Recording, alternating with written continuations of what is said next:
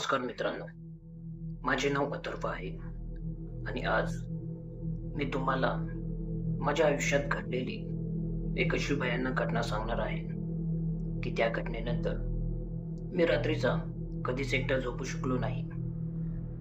या घटनेनंतर माझे संपूर्ण आयुष्यच बदलून गेले. मित्रांनो, सध्या माझे वय 45 वर्ष आहे. पण जेव्हा ही घटना माझ्यासोबत घडली, तेव्हा मी फक्त 27 वर्षांचाच होतो. तेव्हा माझ्या आई-वडिलांनी माझे लग्न ठरवले होते. मुलगी आमच्या नात्यातीलच होती आणि सर्व काही व्यवस्थित ठरले होते. आमच्या घरची परिस्थिती पैशाने खूप चांगली होती. त्यामुळे मी आणि माझ्या होणाऱ्या बायकोची इच्छा होती की आमचे लग्न लोणावळ्यामध्ये एका मोठ्या हॉटेलमध्ये व्हावे. त्यामुळे आम्ही लोणावळ्यातील एक आलिशान हॉटेल बुक केले होते. हॉटेल 3 मजल्यांचे होते आणि त्याच्या समोर बरीच मोकळी जागाही होती. त्यामुळे आम्हा सर्वांना ते हॉटेल खूपच आवडले होते. पण जेव्हा आम्ही हॉटेलमध्ये चेक इन करायला गेलो, तेव्हा तिथला जो केअरटेकर होता त्याने आम्हाला पहिल्या आणि दुसऱ्या मजल्यावरील सर्व खोल्या उघडून दिल्या. पण त्याने तिसऱ्या मजल्यावरती कोणीही जायचे नाही हे सगळ्यांना बजावून सांगितले. पण माझ्या वडिलांनी त्या केअरटेकरला तिसऱ्या मजल्यावरील रूम पण उघडायला सांगितली. माझे वडील त्याला म्हणाले, आम्ही या पूर्ण हॉटेलचे पैसे दिले आहेत, मग आम्ही त्या तिसऱ्या मजल्याचाही वापर करणार. पण तो केअरटेकर माझ्या वडिलांना समजू लागला आणि त्याने सांगितले, तिसऱ्या मजल्याचा दरवाजा उघडायला तयारच नव्हता. तो सतत सांगत होता की तिसऱ्या मजल्यावरती जायला सक्त बंदी आहे, तिथे राहिलाच काय, पण बघण्यासाठीही कोणी जाऊ शकत नाही. असे म्हणून तो एकदम गप्प झाला. पण माझे वडील त्याचे काही ऐकत नव्हते आणि शेवटी त्यांनी त्या तिसऱ्या मजल्याची चावी त्या केअरटेकर कडून काढून घेतलीच. आणि आमची सर्वात मोठी चूक झाली. आम्ही तिसऱ्या मजल्यावरती दरवाजा उघडून आत गेलो. त्या मजल्यावरती खूपच स्वच्छता होती. त्याला पाहून असे वाटतच नव्हते की हा दरवाजा बऱ्याच वर्षानंतर उघडला आहे. रूम पण एकदम स्वच्छ आणि सुंदर होते. त्यामधीलच एक रूम मी माझ्यासाठी घेतला आणि माझ्या समोरचा रूम माझ्या होणाऱ्या बायकोने घेतला आणि उरलेले बाकीचे रूम मित्रांनी आणि माझ्या चुलत भावंडांनी घेतले आणि उरलेले सर्व पाहुणे खाली पहिल्या आणि दुसऱ्या मजल्यावरती थांबले होते. आता ज्या दिवशी आम्ही त्या हॉटेलमध्ये आलो होतो, त्या दिवशी आमची हळद होती. संध्याकाळच्या वेळेस आम्ही हळद खेळून आपापल्या खोलीत गेलो होतो. मी पण आंघोळ करण्यासाठी त्या तिसऱ्या मजल्यावरील माझ्या खोलीत गेलो आणि आंघोळ करण्यासाठी जसा मी त्या बाथरूम मध्ये शिरलो, तर मी तिथे पाहतो तर काय, सगळीकडे काळे काळे तुकडे पडले होते. मी एक तुकडा हातात घेऊन पाहिला, तर तो एक मांसाचा तुकडा होता. मी घाबरून खोलीच्या बाहेर आलो आणि त्या केअरटेकरला बोलावून आणले. पण जेव्हा तो केअरटेकर माझ्या खोलीत त्या बाथरूम मध्ये आला, तेव्हा तिथे काहीच नव्हते. बाथरूम एकदम स्वच्छ आणि नीटनेटके होते. मला कळतच नव्हते की माझ्यासोबत आता हे काय घडत आहे. तो केअरटेकर पुन्हा खाली जायला निघाला आणि जाता जाता तो पुन्हा मला म्हणाला, साहेब, माझे ऐका आणि या तिसऱ्या मजल्याला सोडून खाली जावा, नाहीतर तुम्ही खूप मोठ्या संकटात सापडू शकता. मी त्या केअरटेकरला काहीच उत्तर दिले नाही आणि ही माझ्या आयुष्यातील एक सगळ्यात मोठी चुकी होती. आता थोड्या वेळानंतर आम्ही सगळेजण जेवण वगैरे करून खाली गप्पा मारत बसलेलो होतो आणि रात्रीचे जवळपास 12 वाजून गेले होते. इतक्यात मला कोणाचा तरी फोन आला.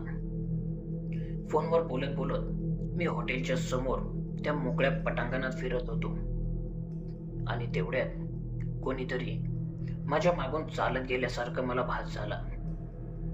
पण जेव्हा मी मागे वळून पाहिले तेव्हा तिथे कोणीच नव्हते. मी फोनवर बोलत असल्यामुळे या गोष्टीकडे जास्त लक्ष दिले नाही. त्यानंतर मी माझ्या खोलीत आलो आणि आम्ही सर्व मित्र मिळून गप्पा मारत बसलो होतो. आणि गप्पा मारत असतानाच अचानक मला कुणीतरी जोरात ओरडल्याचा आवाज आला आणि हा आवाज एका मुलीचा होता. मी पटकन उठलो आणि बाहेर येऊन पाहू लागलो, पण बाहेर कोणीच नव्हते. आणि मला असे पळताना पाहून माझे सर्व मित्र आणि भाऊ हेही माझ्या मागे पळाले. पण इथे आश्चर्याची गोष्ट म्हणजे मला एकट्याला सोडून तो ओरडण्याचा आवाज बाकी कोणालाच आला नव्हता. आणि त्यामुळे मला असे वाटले की कदाचित मला हा भास झाला असावा. आणि मी पुन्हा त्या गोष्टीकडे दुर्लक्ष केले आणि हीच माझी आयुष्यातील सर्वात मोठी चुकी ठरली. गप्पा मारून झाल्यावरती आम्ही सर्वजण झोपायला गेलो आणि मी पण माझ्या खोलीमध्ये येऊन झोपलो. आणि रात्रीचे आता जवळपास 2 वाजून गेले होते आणि कसल्या तरी आवाजाने माझी झोप मोड झाली. मी त्या आवाजाच्या दिशेने बघितले तर तो आवाज बाथरूम मधून येत होता. मी काही क्षण त्या बाथरूमकडेच पाहत राहिलो, पण तिथे काहीच नव्हते आणि मी पुन्हा परत झोपणारच होतो. तेव्हा अचानक बाथरूमचा दरवाजा एक भयानक आवाज करत उघडला आणि हळूहळू बाथरूम मध्ये मला एक काळी सावली दिसू लागली. ती काळी सावली हवेत तरंगत होती. तिचा चेहरा अर्धा जळालेला होता आणि डोळे आगीप्रमाणे लाल झाले होते. केस मोकळे होते आणि ती एक खूपच भयानक स्त्री दिसत होती. त्या बाईला पाहून माझे पूर्ण शरीर घामाने ओले चिंब झाले होते. मला उठून बाहेर पळावेसे वाटत होते, पण माझे शरीर लकवा मारल्याप्रमाणे त्या बिस्तऱ्यावरतीच पडून होते. मी कशीबशी अंगात ताकद एकवटली आणि बाहेर ओरडत पळालो. माझा आवाज ऐकून आजूबाजूच्या रूम मध्ये झोपलेले माझे मित्र आणि नातेवाईक ते पण सर्व पळत आले. त्यांनी मला शांत करत खाली बसवले. कोणीतरी मला पाणी प्यायला आणून दिले आणि मी काही वेळ तिथेच खाली बसून होतो. सगळे मला विचारत होते, पण मला माझ्या सोबत काय घडले आहे हे सांगताही येत नव्हते,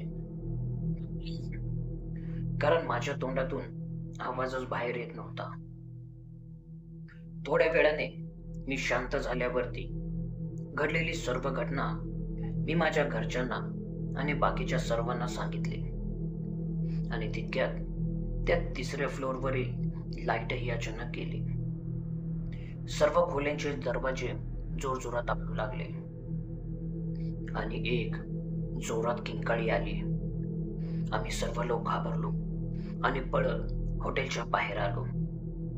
आमच्यातील कुणीतरी जाऊन त्या केअरटेकरला बोलावून आणले आणि त्याला घडलेला सर्व प्रकार सांगितला. पण त्या केअरटेकरच्या चेहऱ्यावरती थोडीही भीती किंवा चिंता नव्हती. जणू काही त्याला ही घटना होणारच आहे याची आधीपासूनच कल्पना होती. आता तो केअरटेकर थोड्या रागाच्या स्वरातच आम्हाला म्हणाला, मी अगोदरच तुम्हाला सांगितले होते ना की 3ऱ्या मजल्यावरचा तो दरवाजा अजिबात उघडू नका. तिथे कोणीही जात नाही आणि जो जातो तो परत कधीही येत नाही. तुमचे नशीब चांगले होते म्हणून तुमच्यापैकी कोणाला काहीच झाले नाही. ते केअरटेकरचे वाक्य ऐकून मी त्याला म्हणालो, पण तिथे आहे तरी कोण? आणि त्यानंतर त्या केअरटेकरने आम्हाला जे काही सांगितले ते ऐकून आमच्या सर्वांच्या पायाखालची जमीनच सरकली. त्याने आम्हाला सांगितले की काही वर्षांपूर्वी हे हॉटेल एका ख्रिश्चन कुटुंबाचे होते. त्या कुटुंबामध्ये ते दोघे नवरा बायको आणि त्यांची एकुलती एक मुलगी राहत होती. ते खूपच श्रीमंत असे कुटुंब होते. पण जे नको व्हायला हवे तेच झाले. या हॉटेलमध्ये काम करणाऱ्या एका शेफ सोबत त्यांच्या मुलीचे प्रेम संबंध झाले आणि हळूहळू ही गोष्ट हॉटेलमध्ये सगळ्यांना समजू लागली. ते दोघे लपून छपून तिसऱ्या मजल्यावरतीच भेटत असत. पण ही गोष्ट जास्त दिवस लपून नाही राहिली. हॉटेलच्या मालकाला म्हणजे त्या मुलीच्या वडिलांना ही गोष्ट समजली होती. त्यांनी लगेच त्या मुलाला कामावरून काढून टाकले. पण तोपर्यंत खूपच उशीर झाला होता, कारण ती मुलगी त्या मुलापासून आता प्रेग्नेंट होती.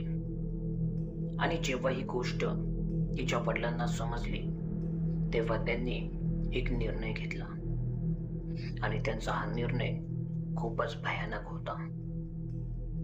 त्यांनी आपल्या मुलीला तिसऱ्या मजल्यावरती बोलवले आणि तिला तिथे जाळून मारून टाकले आणि सर्व पुरावे नष्ट करून ते दोघे नवरा बायको हा देश सोडून दुसऱ्या देशात जाऊन स्थायिक झाले.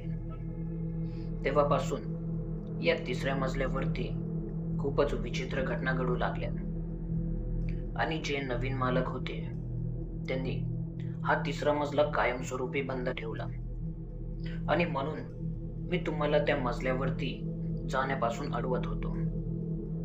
हे ऐकून आम्ही त्या केअरटेकरला तो तिसरा मजला पुन्हा बंद करायला सांगितला आणि आम्ही दुसऱ्या दिवशी आमचा सर्व कार्यक्रम आटपून ते हॉटेल सोडून गेलो आणि आम्ही पुन्हा कधीही त्या हॉटेलमध्ये गेलो नाही. आणि ऐकण्यात आले आहे की ते हॉटेल आता पूर्णपणे बंद पडले आहे. रात्री त्या हॉटेलमधून किंचाळण्याचा आवाज येत असतो. मित्रांनो, तुम्हाला ही कथा कशी वाटली मला कमेंट करून नक्कीच सांगा. भेटूया अशाच एका नवीन गोष्टीसह. तोपर्यंत स्वतःची काळजी घ्या. धन्यवाद.